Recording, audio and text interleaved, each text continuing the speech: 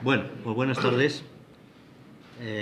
Como dice los músicos, gracias por estar aquí. Hoy contamos con Severiano Delgado Cruz, ya de sobra conocido porque es la tercera vez que está con nosotros. Para si alguien no lo conoce suficientemente, es licenciado en Historia y bibliotecario de la Universidad de Salamanca. Ha escrito algún libro y ha escrito sobre todo muchos artículos de la historia local, que es lo que dice que más le gusta a él. Es un hombre comprometido, de eso no voy a hablar yo, del compromiso social que tiene no lo voy a comentar. Y bueno, pues nos va a hablar de libros. Aparte de Juan Soler, pues nos va a hablar de libros. Y no quiero, yo soy par con palabras, no quiero ocuparte más tiempo. Muchas gracias. Bueno, pues está, se oye, ¿verdad? Sí. Bueno, pues nada, muchas gracias a todo el mundo por su asistencia y muchas gracias a la Asociación Amigos de Unamuno por haberme invitado un año más a compartir con ustedes unos momentos de charla alrededor de Miguel de Unamuno. En esta ocasión vamos a hablar de Modesto Pérez, que firmó con algunos libros con el seudónimo de Julián Sorel y que pasó, digamos, su único timbre de gloria es haber escrito un libro sobre Unamuno, como vamos a ver ahora. Modesto Pérez era un estudiante, un becario, fue becario de la Universidad de Salamanca. De esto vamos a hablar muy por encima, porque el asunto de la beca de Modesto Pérez es bastante prolijo de explicar y las personas interesadas en este asunto pueden consultar en una publicación que tengo en academia.edu, que se titula así, Julián Sorel, de Modesto Pérez, defraudado con Unamuno, donde se explica con todo detalle qué es lo que pasó con la beca de Modesto Pérez. Este señor nació en Ciudad Rodrigo en 1876 y murió en Madrid hacia 1920. Fue becario de la Junta de Colegios de la Universidad de Salamanca, se licenció aquí en Filosofía y Letras y luego se doctoró en Filosofía y Letras en Madrid porque era la única universidad que podía en aquellos tiempos otorgar el título de...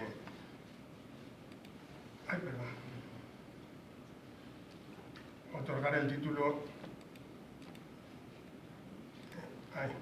de doctor. Bueno, Modesto Pérez nació en una familia modesta, valga la redundancia, en Ciudad Rodrigo. Su familia tenía un comercio en La Colada y a mí me da la impresión de que su familia era la típica familia venida a menos, posiblemente por el fallecimiento del padre, porque por algún sitio aparece en su documentación que su madre era viuda.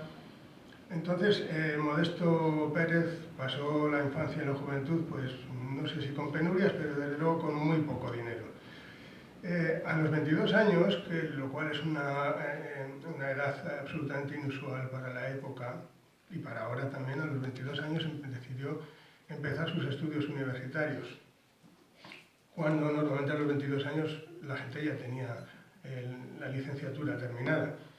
Entonces, todos los años, en la Junta de Colegios de la Universidad convocaba dos becas, una para Filosofía y Letras y otra para Derecho. Modesto Pérez se presentó a las dos y obtuvo la beca de Filosofía y Letras.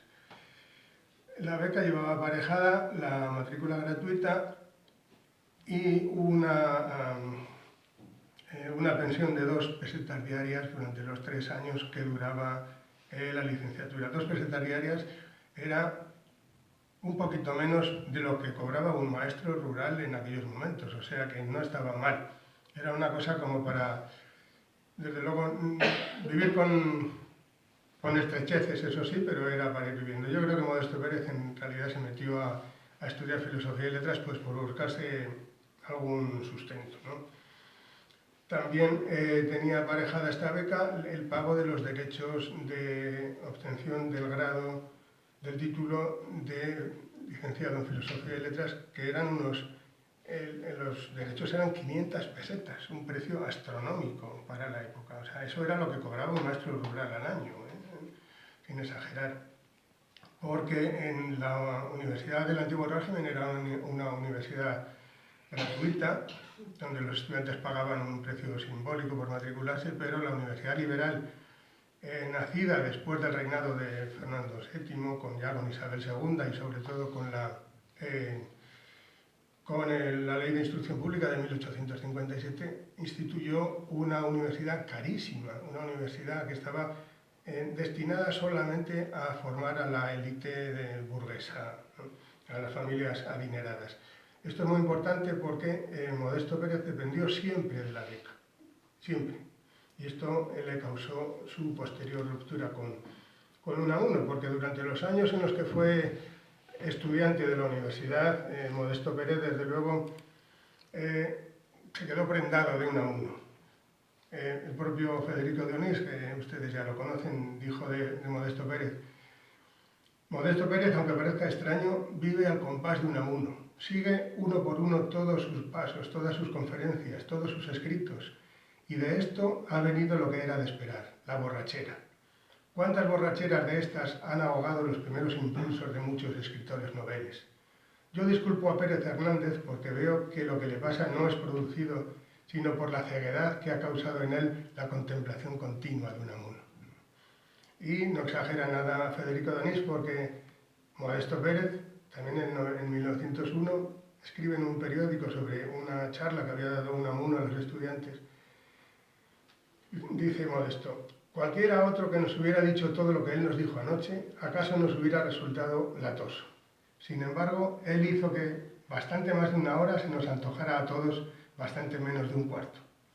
Unamuno nunca aspira a instruir, sino a despertar energías dormidas, a educar, a formar espíritu, a través de cualquier cosa. A eso aspiró también anoche, encantando a todos. Qué frescura, qué sencillez y qué poder de sugestión los suyos. Por mi parte, pasé también el rato que me pareció vivir en el curso pasado y estar con mi querido maestro en la inolvidable clase de literatura griega. Unamuno en aquellos momentos ya había publicado varios libros, algunos de ellos pues, fundamentales en su carrera intelectual. En 1897 publicó Paz en la Guerra, también el famoso ensayo de la enseñanza superior en España, el libro de donde recopilaba 3 ensayos. En 1902 la novela Amor y Pedagogía, en 1902 también En torno al casticismo, el libro de viajes, paisajes, también otro libro de viajes en 1903 de Mi País. La conferencia, bueno, la ponencia presentada en la Segunda Asamblea Universitaria de 1905, que es muy breve pero causó mucha polémica, tuvo mucha influencia en la época, y en 1905 también publicó su obra más conocida hasta el momento, la que más repercusión tuvo, Vida de Don Quijote y Sancho. Todo esto hizo que se fijara en él un crítico literario de la época, Andrés González Blanco, que es conocido sobre todo por su obra Los Contemporáneos, que son 3 volúmenes. En este volumen de 1906 dedica un capítulo entero a Miguel de Unamuno, y es el primer capítulo, la primera obra que se escribe de crítica literaria sobre Unamuno.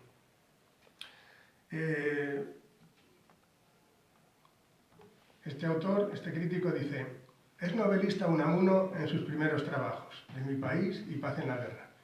Pensador a partir de los 3 ensayos. Poeta en algunas composiciones por ahí desperdigadas y que debiera recoger en volumen. Novelista y pensador a la vez, aunque siempre venciendo a este en amor y pedagogía. Fantasista y artístico prosador en paisajes. Maestro de Psicología Nacional de la Enseñanza Superior en España y en torno al casticismo. Y por último, exclusivamente pensador y pensador del más raudo vuelo en su última obra, Vida de Don Quijote y Sancho. En 1907, como si le hubiera pillado la idea a González Blanco, Unamuno publicó un volumen de poesías en Bilbao y publicó también su obra de memorias, su obrita Recuerdos de Niñez y Mocedad. Pero mientras tanto, Modesto Pérez había obtenido el doctorado en 1907, después de largos avatares con su beca. Modesto Pérez siempre culpó a Unamuno, entre otros, porque era rector de la universidad y participaba en las reuniones, presidía las reuniones de la Junta de Colegios. Y Modesto Pérez acusaba, tengo yo la impresión, a Unamuno y a Salvador Cuesta de haberle privado de la beca, que le impidió seguir con ciertos estudios que quería hacer, y además pues ahí se le cortó la carrera en la universidad, se le cerró para siempre la puerta universitaria, y Modesto Pérez se fue a Madrid, ya casado con su mujer. Y advirtió en el Castellano que había roto con Unamuno. Lo dijo muy serio en un artículo titulado Objetando al maestro. Lo primero es advertir a don Fernando Iscarpeira que yo voy al infinito, pero no impulsado por la fuerza ajena, sino propia, y que no voy como Unamuno en tren de ideas, que no hace más que atascarse, sino en tren sentimental, siendo mi corazón quien de continuo me empuja hacia las regiones de la luz y la libertad absolutas. A mi propia cofradía, y no a la unamuniana, pertenezco. Y si hay en mí cosas unamunianas de los buenos tiempos del maestro, ello no quita para que yo sea independiente. Publica el último número de la revista madrileña Faro un muy sensacional artículo de Unamuno. Es un artículo de unas formas espléndidas, de lo más acabado, como obra poética de cuanto conozco de este hombre insigne, y un artículo pletórico de atisbos, pero pletórico también de afirmaciones reñidas no solo con lo democrático, que eso por descontado. Bien sabido es que Unamuno no puede ver al pueblo, sino con el liberalismo, aunque se tenga como se tiene por muy liberal Unamuno. O sea, Modesto Pérez aquí ya rompe con aquel maestro de sus años estudiantiles.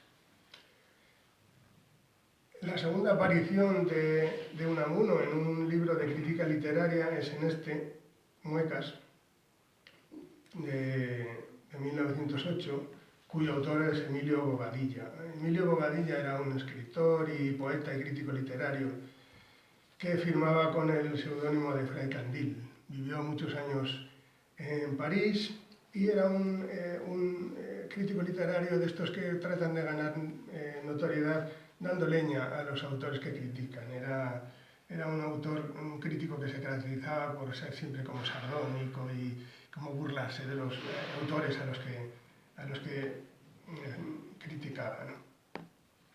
Entonces, en este libro recoge dos artículos que había escrito antes sobre Unamuno, publicados en revistas, y dice: este Unamuno, que tan enemigo se muestra de lo que él llama literatura, no pasa de ser un literato hasta cierto punto. Alardea de modernista, de avanzado, de hombre sin prejuicios, y con todo nos quiere imponer un misticismo a lo Tolstoy, a quien pretende imitar. Con el mayor aplomo pontifica, con un desenfado de pluma que maravilla, decapita a diestra y siniestra los mismos errores y prejuicios en que incurre sin darse cuenta. Unamuno parece que quiere apartar a la juventud española del camino de la ciencia. También quiere apartarla del camino literario. Pretende que sea mística y a la vez independiente. Vamos, que el señor Unamuno no sabe por dónde va. Como él es un espíritu anticientífico, abomina de la ciencia. Como no tiene concepto claro de lo que es el arte, cosa más difícil que hinchar paradojas y decir majaderías, aboga por un arte, sin técnica, que equivale a abogar por una pintura sin color ni dibujo. ¿Cabe algo más cómico? Aquí caemos entre González Blanco, que le pone por las nubes, y este señor que le da leña, pero bien, ¿no?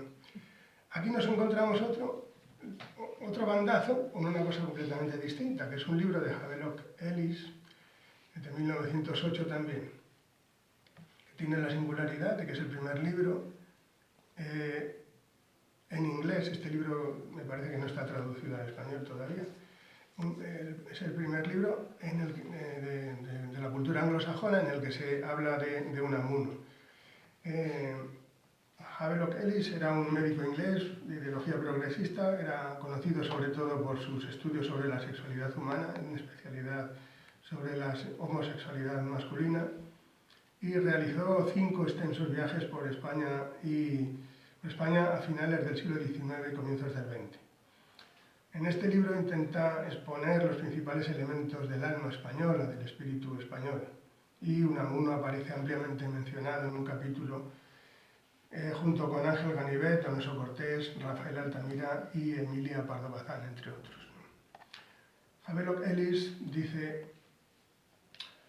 para un análisis histórico y psicológico combinado del espíritu español, con un toque de ironía añadido, finalmente podemos recurrir a un escritor que hoy ocupa un lugar más distinguido en las letras españolas que cualquiera de los otros escritores vivos que hemos conocido. Miguel de Unamuno, vasco de nacimiento y era rector de la Universidad de Salamanca, es uno de los escritores españoles más brillantes y un crítico penetrante, especialmente el crítico, más a menudo cáustico que comprensivo de las características y defectos de sus compatriotas. Su reciente vida de Don Quijote y Sancho es un curioso intento de presentar un ensayo de filosofía española expresada en términos de dos figuras que juntas resumen toda la actitud de la mente española hacia la vida. De mayor importancia, sin embargo, desde nuestro punto de vista actual, es el volumen titulado En torno al casticismo, publicado en 1902, aunque en realidad fue escrito en sustancia durante 1895 y por lo tanto pertenece al mismo periodo que el Idearium español de Ganivet, al cual forma una contraparte interesante. O sea, vemos que Ellis, aun siendo inglés viviendo en el extranjero, conocía bien la obra de Unamuno y el contexto intelectual en el que se movía.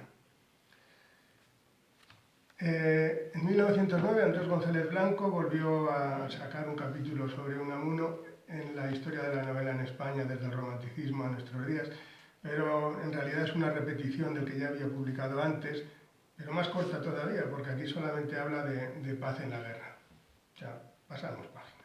Y aquí aparece nuestro autor favorito, Modesto Pérez. Modesto Pérez, que ya vivía en Madrid en esta época, como les he dicho, y publicó Una vuelta por Salamanca en una imprenta madrileña, que es una especie como de guía de viajes, o de guía para el viajero, ¿no? Entonces intenta hacer un repaso a los monumentos y las cosas de Salamanca para los viajeros, ¿no? Tiene una peculiaridad, que es que tiene un saludo de Pío Baroja, o sea que Modesto Pérez ya se relacionaba con Pío Baroja en estos momentos.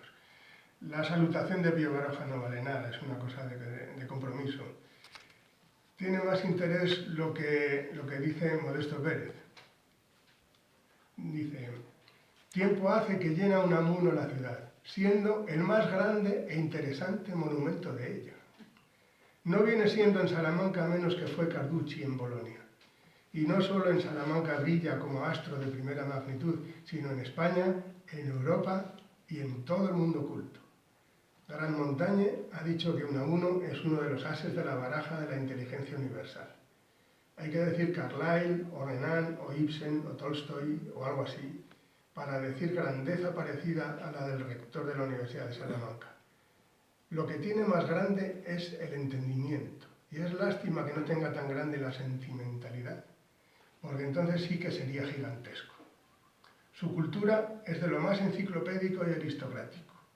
Cuando fue a Salamanca ya sabía mucho, pero allí, en aquel retiro y aquel silencio, alejado de cotarros y de artificios, convencionalismos, de vadeos y pedanterías, es donde más ha estudiado y aprendido y publicado y enseñado y espoleado.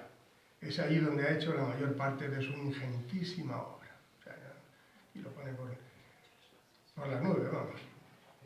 Unamuno, durante estos años, había seguido publicando y había publicado mucho. De hecho, entre 1910 y 1914 publicó un montón de cosas de varias ramas de la literatura. En 1910 estrenó la obrita de teatro La difunta y publicó el librito de Mi religión y otros ensayos breves. También otro libro de viaje muy bonito por tierras de Portugal y de España, y Soliloquios y conversaciones, otro compendio. Otro libro de poesía, Rosario de sonetos líricos, una novelita, breve, una historia de amor.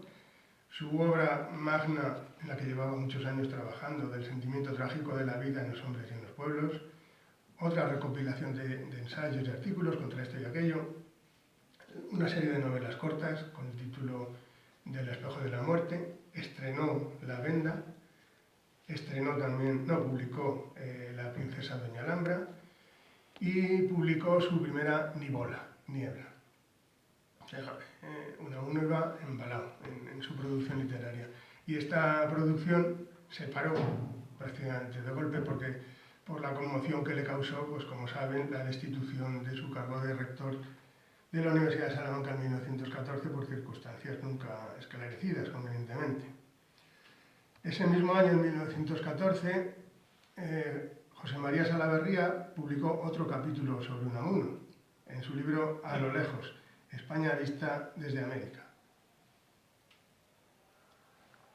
José María Salaverría era un periodista y escritor guipuzcoano que mantuvo desde 1904 una correspondencia con Unamuno.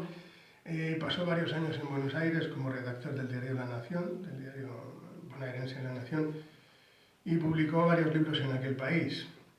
En España publicó A lo lejos, una serie de retratos y semblanzas de personalidades españolas.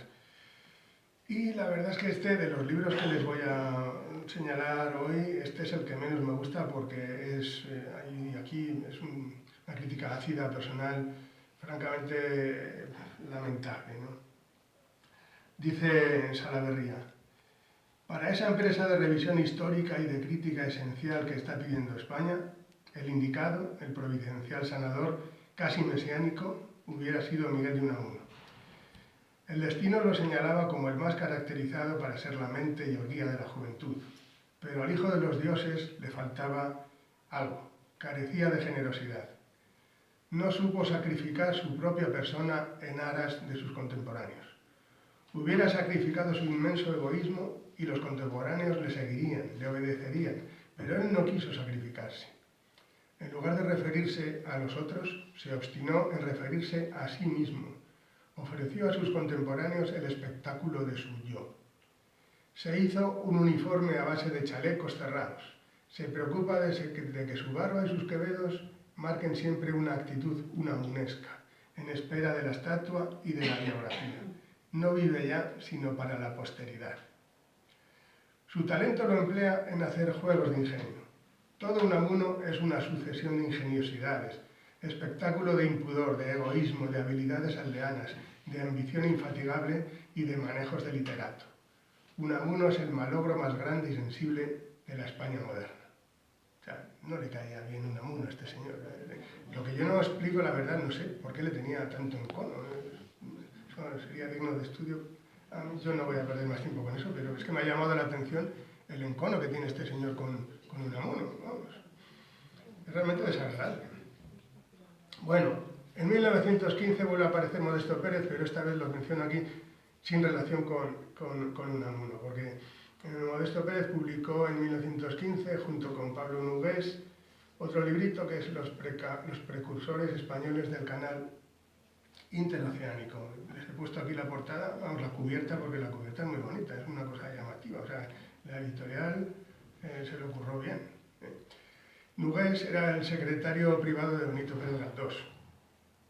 Y esto es una obra escrita al calor de la inauguración del Canal de Panamá en 1914, al que se le dio mucho bombo, se le dio muchísima importancia, y entonces esto es lo que ahora llamaríamos una obra oportunista, ¿no? Buscando vender el libro gracias a la publicidad gratuita que les hacía el Canal de Panamá. En este libro se repasa la trayectoria de Cristóbal Colón, Núñez de Balboa, Hernán Cortés y una docena de conquistadores y exploradores españoles en el Nuevo Mundo. Volviendo a Unamuno, el séptimo libro que vamos a mencionar relacionado con él, lo escribió Mariano Benlliure y Tuero, que era hijo del escultor Mariano Benlliure Gil, que le sonará más. Este Mariano Benlliure hijo era lo que en la época se llamaba un sportman, o sea, un vividor. Escritor y articulista, hoy justamente olvidado. Entonces, en este libro,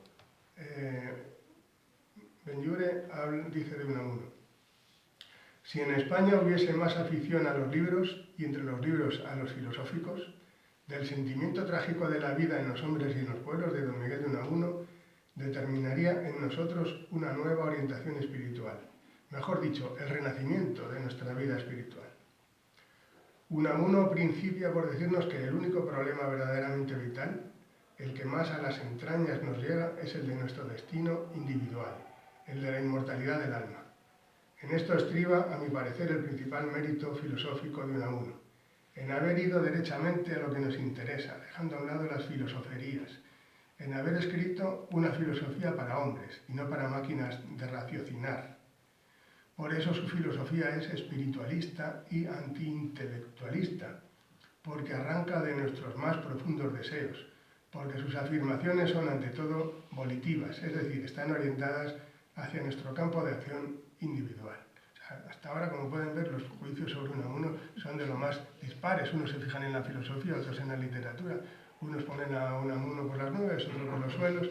Es una cosa bastante heterogénea. El siguiente libro es mucho más importante, porque es de Giovanni Papini. Ahí va, esto es una rata, no se llamaba Giovanni Papini.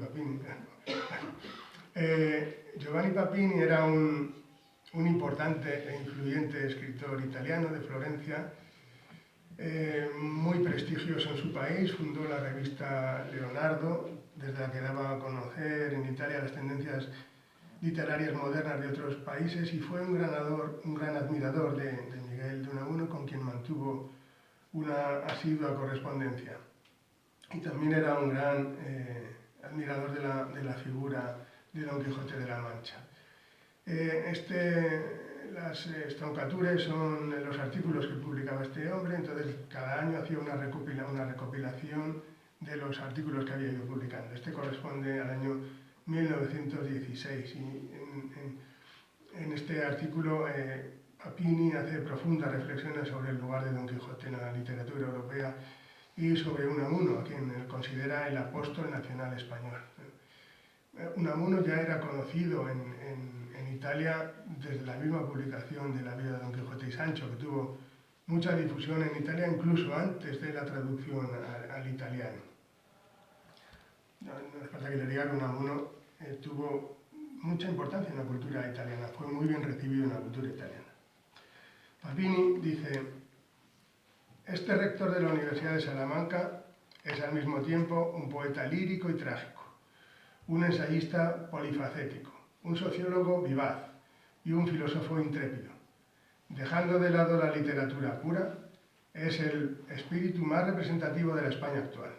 Es para su país algo parecido a lo que fue Carlyle para Inglaterra y Fichte para Alemania. Su actividad de apóstol espiritual, que se desarrolló tras la amargura y el abatimiento de las derrotas americanas, tiene de hecho alguna relación con la de los dos animadores teutónicos. Intenta, como Fichte, levantar las almas destrozadas de sus conciudadanos con una fuerte disciplina moral extraída de las tradiciones más intactas de la pasada existencia ibérica. Y hace uso, como Carlyle, de la ficción y la poesía, porque su pueblo, que no tenía filosofía propia y que durante mucho tiempo estuvo al margen de las principales corrientes europeas, encuentra en el idealismo moderno nuevas razones para una vida más intensa y una grandeza más pura. Se vuelve a mencionar aquí a Carlyle, que es un autor con el que se relaciona muy a menudo a Unamuno.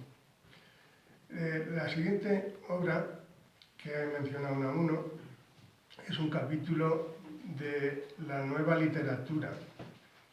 Volumen primero, Los Hermes, de Rafael Cansino Sassens, un autor muy complejo, tocó muchos palos y muchos estilos, fue poeta, novelista, traductor del árabe, tradujo el Corán del árabe al español directamente. O sea, hizo un montón de cosas, ¿no? En este libro presenta breves ensayos sobre Unamuno, Azorín, Pío Baroja, Antonio Machado, Manuel Machado y Ramón del Valle Inclán, entre otros, a los que considera los Hermes. Él acuña este concepto de los Hermes, los forjadores de la regeneración espiritual de España. Y de Unamuno dice: inútil anhelo sería querer formar con algunos rasgos generales el Hermes simbólico de este gran escritor de contradictorias virtudes. Evocar la figura de don Miguel de Unamuno es como remontarse a la misteriosa fuente de muchos ríos de pensamiento que hemos visto fluir caudalosos por amplias llanuras floridas. Espíritu originalísimo, con un cerebro cambiante y diverso y con un temperamento plástico y ardiente, cada género literario se ha convertido en una cosa nueva bajo su dominio y toda su masa ha cambiado de forma bajo su mano inquieta. Unamuno representa hoy por hoy el paso más avanzado hacia esa complejidad integral de que un día será capaz el espíritu humano. En él, más que en ningún otro, tenemos el arte más en consonancia con la época de los rascacielos y los aeroplanos. Y en estas constelaciones que anuncia el alfa del centauro, don Miguel de Unamuno, espíritu de los dos hemisferios, simbólico hortelano, sabio en toda clase de injertos, se yergue como la última columna hercúlea, límite por el momento de todas las ambiciones imaginativas y filosóficas. Yo no sé muy bien qué es lo que quiere decir aquí Cansinos, la verdad. Este estilo tan alambicado y tan florido me resulta difícil de entender, pero es evidente que está poniendo a Unamuno por las nubes, El siguiente libro que trata de Unamuno ya es mucho más conocido por todos ustedes porque es La historia pragmática e interna de la Universidad de Salamanca de Enrique Esperavé Arteaga. Las relaciones entre Miguel de Unamuno y Enrique Esperavé fueron largas, complejas y dan para mucho. Fueron unas relaciones muy complicadas entre los dos catedráticos de literatura griega. No podían ser más dispares el uno del otro. Y además los dos compartieron el rectorado, bueno, los dos ostentaron el rectorado de la Universidad de Salamanca. Pasaron toda la vida juntos y su carácter y su forma de ser y sus ideas políticas no podían ser más distintas. Este libro se publicó en 1917, cuando ya Enrique Esperavé, no sé si era rector o vicerrector, pero publicó en esta historia de la Universidad de Salamanca sus opiniones sobre los rectores que había habido en la universidad, ¿no? Sobre su padre, don Mamés Esperavé, le dedica un montón de páginas, de elogios, de cosas de estas. En parte comprensible, claro, porque era su hijo y era el que le había regalado la plaza de auxiliar en la Facultad de Filosofía y Letras. Bueno, esto es muy conocido. Su mentalidad, su vigoroso y clarividente entendimiento, su mucha cultura, el dominio de las lenguas vivas y una imaginación espléndida le han proporcionado especiales aptitudes para la oratoria hablada y escrita. Como pedagogo y catedrático reúne igualmente muy buenas y invidiables condiciones. Lástima que no tenga tan grande la sentimentalidad, que su vanidad científica le convirtiera en el mayor ególatra, frío e indiferente ante las cosas y personas de un mundo que con desprecio mira por creerse muy superior a todos los que han pasado y hoy transitan por el camino de la vida. Lástima que el talento que Dios le dio no haya tenido aplicación más seria, noble y levantada que al descender a donde no le permitía su nivel intelectual, echase por tierra autoridad y prestigios, y que por aceptar un cargo para el que jamás tuvo dotes, perdiera para siempre el pasar a la historia de los ilustres y esclarecidos varones de la celebérrima escuela salmantina. No guardamos más que afectos para don Miguel de Unamuno, el compañero, el amigo, el maestro, y honda pena nos causa estampar su nombre en esta sección del libro segundo. Quisiéramos arrancar las páginas de su rectorado, borrar con tinta muy negra nefastas fechas, sepultar en el olvido ciertas indiscreciones y ligerezas, actos nada serios, palabras que nunca debieron pronunciarse, pero no es posible. O sea, Esperavé habla, pues, de otra faceta más de Unamuno, rector de la Universidad de Salamanca. A partir de su destitución, Unamuno publicó, entre 1916 y 18, publicó en 7 volúmenes sus ensayos en una edición muy bonita de la Residencia de Estudiantes. Publicó también nada menos que Todo un hombre, una novela, y otra novela muy extraña, Abel Sánchez. Y es entonces cuando hace su aparición en escena Don Pío Baroja. Este es un retrato que le hizo Sorolla en 1914.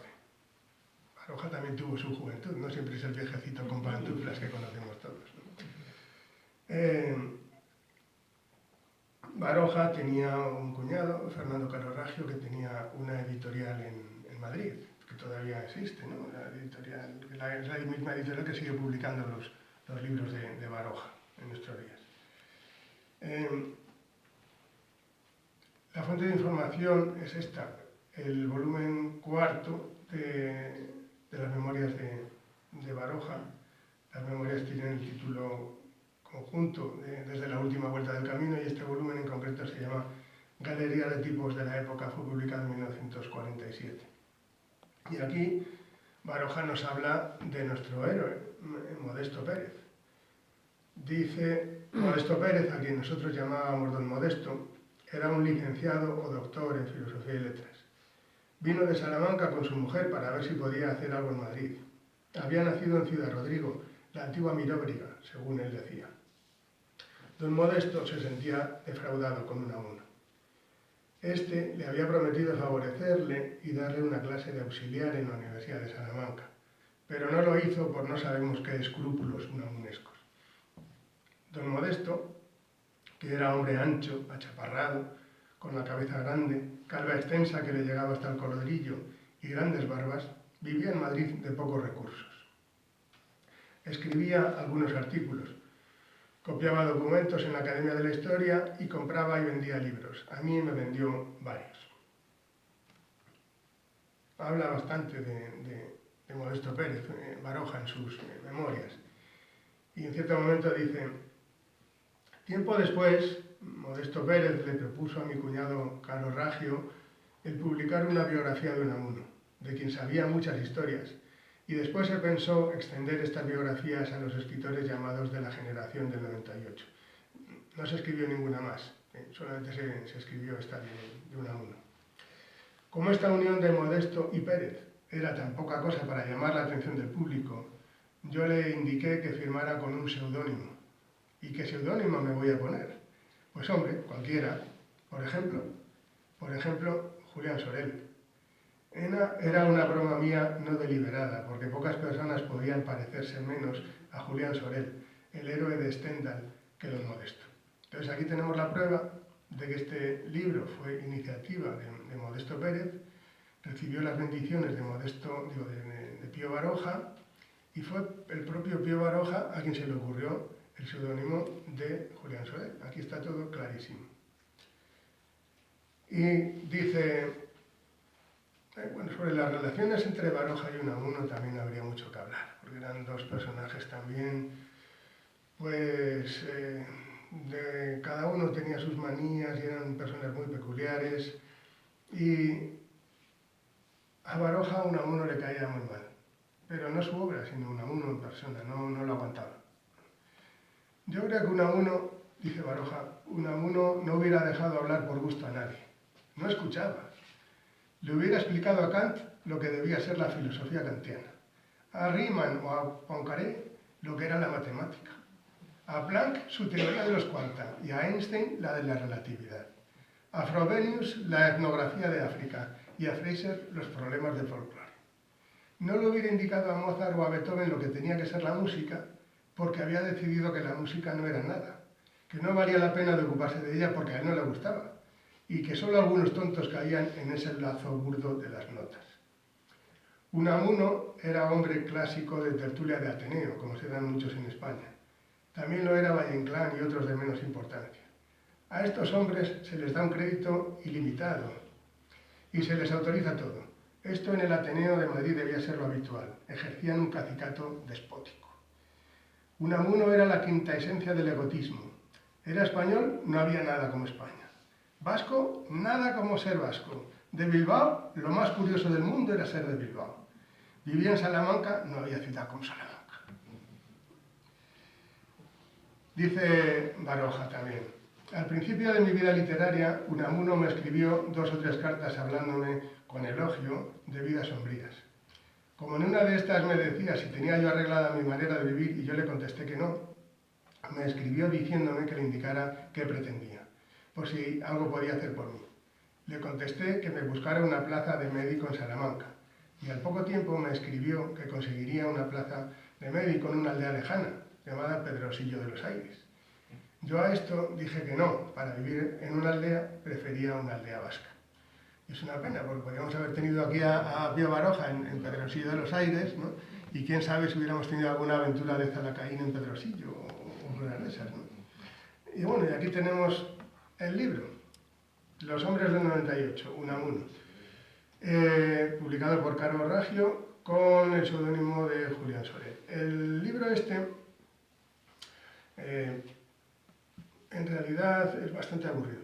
Y es una pena, porque las anécdotas y las cosas y los chascarrillos que cuenta Modesto Pérez tienen su gracia, pero no sabe contarlas, es muy aburrido, ¿no? Este libro podría haber sido bastante divertido y entretenido y ameno, no sé, pero la verdad es que es una castaña. Y es una pena, porque es que Modesto Pérez no sabe contar las cosas. Y hay cosas que cuenta de Unamuno que son realmente malicias muy maliciosas, ¿no? Entonces, este libro, no se lo voy a dar, lo tienen a su disposición en este sitio web maravilloso que es archive.org. Se lo pueden descargar gratis y legal, en PDF o como libro electrónico, en archive.org. Lo buscan por Julián Sorel, Unamuno, y sale el libro. Así que no nos vamos a entretener en él porque es que son muchas páginas, ¿no? No puedo hacer un resumen. Voy a pasar entonces al siguiente libro de Modesto Pérez, que publicó en 1918, que es un librito, un folleto sobre Juan de Nogales. Este lo publicó con su nombre. Es un personaje, Juan de Nogales, muy curioso, de Ciudad Rodrigo, de una familia rica. Curiosamente, Modesto Pérez y Juan de Nogales eran amigos de la infancia.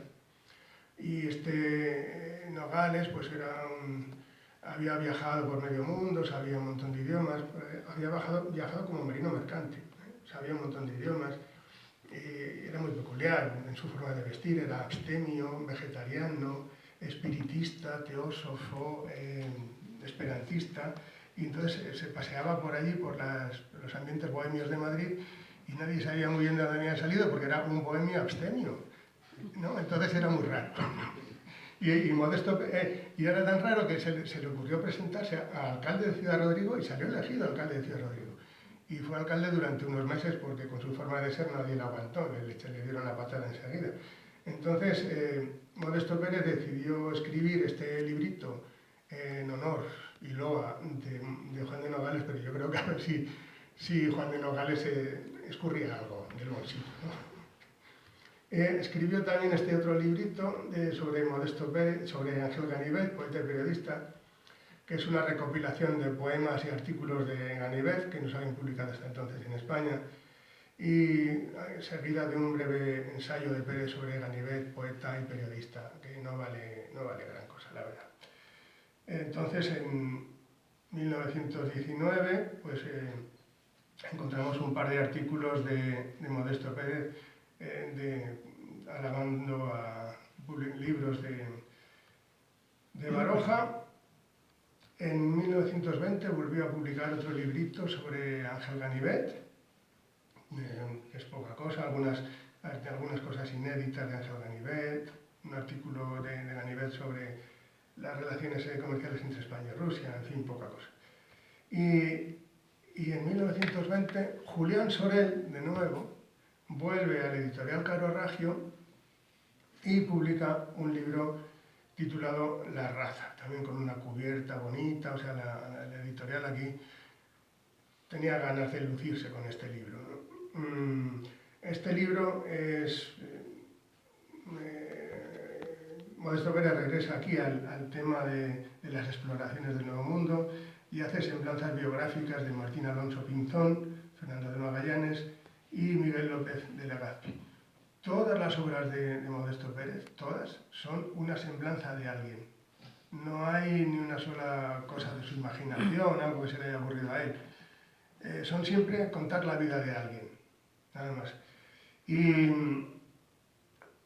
luego ya falleció. No he podido averiguar la fecha exacta, pero vamos, por las referencias cruzadas que he visto en la prensa local, salmantina, pues debió fallecer poco después de publicar este libro. Todos los libros de Modesto Pérez y Julián Sorel, por cierto, están digitalizados. Algunos están en archive.org, otros están en la Biblioteca Hispánica de la Biblioteca Nacional de España y otros están en la Biblioteca Digital de Castilla y León. Entonces, con esto vamos a hacer un breve resumen de lo que hemos visto.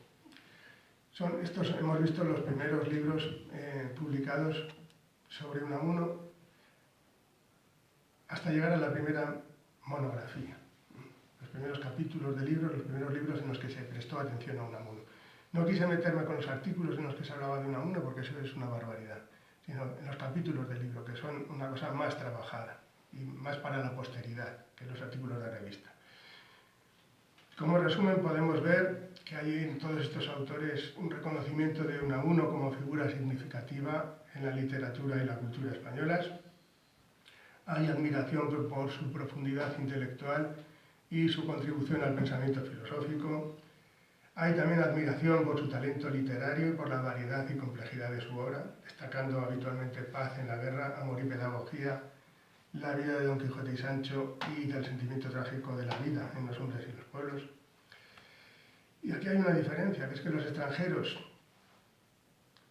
ven a Unamuno como un representante clave del espíritu español, sobre todo con Vida de Don Quijote y Sancho. Aquí hay una cosa muy curiosa, que ya desde el principio Unamuno entra con muy buen crédito en la cultura italiana de la mano de Giovanni Papini y en la cultura anglosajona de la mano de Ellis, de Havelock Ellis, que son dos ámbitos culturales en los que Unamuno tuvo y tiene mucho prestigio. A Unamuno le costó mucho más entrar en la cultura francesa, ya no digamos en la italiana, que prácticamente no se conoce a Unamuno, pero en la cultura italiana y en la cultura anglosajona, tanto en Inglaterra como en Estados Unidos, pues Unamuno entró fuerte, entró con buen pie. Y en cuanto a los autores españoles, nos encontramos con al margen de, además de la crítica literaria sobre Unamuno, y donde se habla de sus facetas como literato, como novelista, como poeta, como dramaturgo. Bueno, como dramaturgo se ha escrito muy poco, pero bueno, las diferentes facetas literarias como ensayista, como renovador del espíritu español y demás. Hay un subgénero muy característico que yo no conozco de ningún otro autor, que son los libros dedicados a poner verde a Unamuno. Hay un subgénero de obras críticas hacia la personalidad de Unamuno, que se enfoca en su egocentrismo y su espíritu contradictorio, hasta tal punto que la primera monografía sobre Unamuno, que es esta de Julián Sorel, es un libro destinado a vilipendiar a Unamuno, a ponerle en ridículo, a ponerle en evidencia. Una cosa muy extraña. Porque no es que estos autores desprecien la capacidad intelectual de Unamuno, o su gloria literaria como novelista o como ensayista, sino lo que no les gusta es su personalidad. Unamuno era una persona que le caía mal a mucha gente por su forma de ser. Tenía, pues aparte se apoderaba de las conversaciones, eso lo sabía todo el mundo, se apoderaba de las conversaciones, no dejaba hablar a nadie, imponía el tema de conversación, le gustaban los cotilleos, le gustaba hablar mal de gente que no estaba allí delante en la conversación. Luego tenía manías como hacer bolitas con migas de papel, hacer pajaritas, iba siempre vestido de Unamuno, ¿no? Con el chaleco, el gorrito, la barbita y tal. Entonces había mucha gente que no soportaban a Unamuno. Decían, muy bien, sus obras están muy bien, sus libros están muy bien, es un gran pensador, pero que lo pongan en otra habitación porque no quiero coincidir con él. Eso es una cosa muy habitual en Unamuno y que yo realmente no conozco de otros autores. Y ya con esto, pues espero haber sido, a pesar de haber estado leyendo muchos fragmentos de libros, pues bueno, espero haber sido ameno y que les haya interesado esta charla. Y nada más, muchas gracias.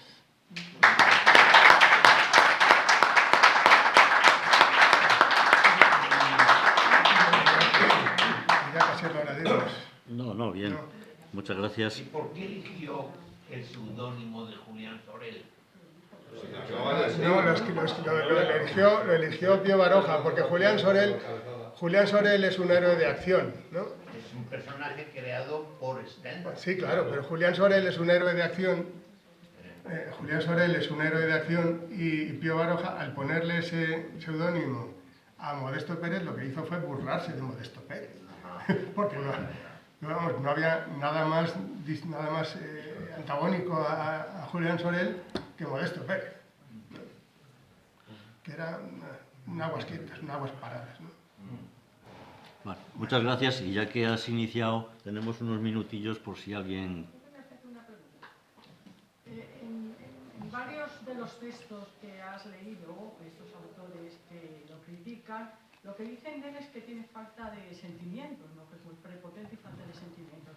Pero sin embargo, si ves la poesía de Unamuno, que a mí personalmente es de lo que más me gusta, la poesía de Unamuno, se le puede acusar de muchas cosas, pero de falta de sentimientos, yo creo que todo lo contrario. Quizá era como una... No, falta de sentimentalidad. Es que solo dicen falta de sentimentalidad. Sí, pero bueno, como que desprecian un poco esa personalidad, sino que era muy... Bueno, yo la poesía creo que es todo lo contrario. Ya, pero no se puede ser poeta a tiempo completo, y Unamuno no era poeta a tiempo completo, era una persona que tenía, pues como nos pasa a todos también, tenía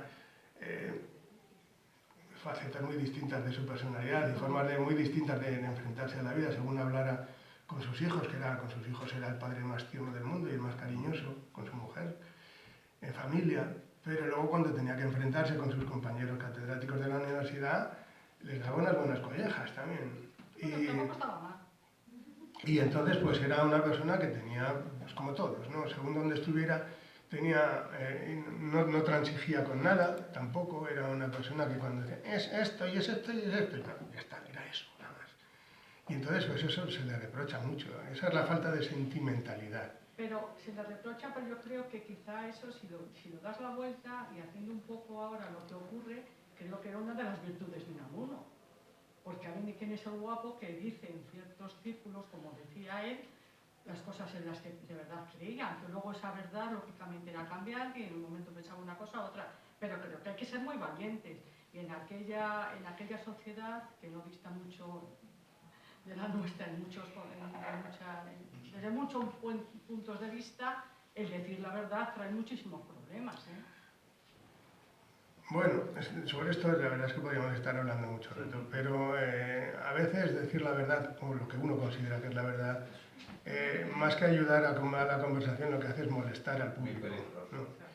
Y entonces, pues, a uno, pues, a veces, él interpretaba que estaba diciendo la verdad y lo que hacía muchas veces era ofender a la gente con la que estaba hablando.